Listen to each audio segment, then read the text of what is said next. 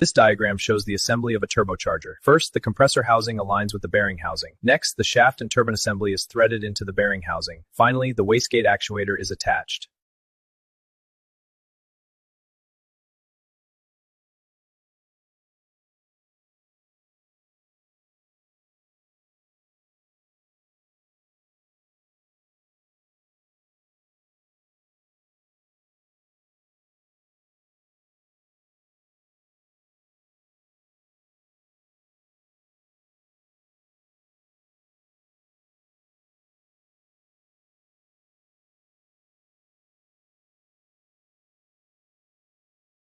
A turbocharger uses exhaust gases to spin a turbine. This rotation powers a compressor, which draws in and pressurizes air. The compressed air is then fed into the engine, boosting its power.